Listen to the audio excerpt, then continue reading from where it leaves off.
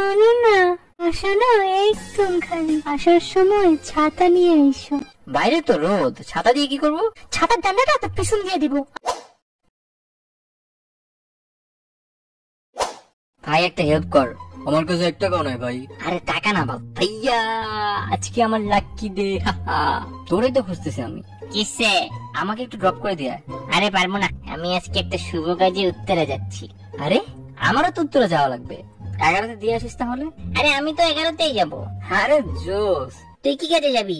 আরে বন্ধু, তোদের ভাবির বাসা আজকে ফাঁকা, তো বুঝই তো। আরে ভাই, আমার জিফের বাসায় আজকে ডাকছে, কি কোইন্সিডেন্স ভাই। হ্যাঁ, কেমনে মিলা গেল ভাই? সেই তো। এখন এটা আবার বলিস না যে তোর জিএফের বাসা 11 নম্বর সেক্টরে 5 নম্বর রোডে 10 নম্বর বাসা। 10 নম্বর ফ্ল্যাট না? Right right. হাসিব, আমি 1 2 3 কাউন্টের পর একসাথে দুজনে জিএফ এর নাম বলবো। 1 2 3। মিম। লুকস লাইক মিম ওয়ান্টেড 4 ডিম। আমার মিম এমনটা করতে পারে না।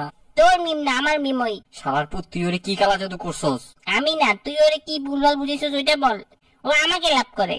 কি নিয়ে ঝগড়া করছ তোরা ভাই? ঝগড়া বাদ দে, একটা মজার কাহিনী শোন। ওই যে তাসফিয়া মিম আছে না, আমাদের এক ব্যাচ জুনিয়র। আরে মাত্র তো ব্যাটা আমার বাসা থেকে আসলাম। এই মিম দেখি ডিমের ফ্যাক্টরি বানানোর চিন্তা আছে। রাফেজ হানি নাট নিয়ে যায়।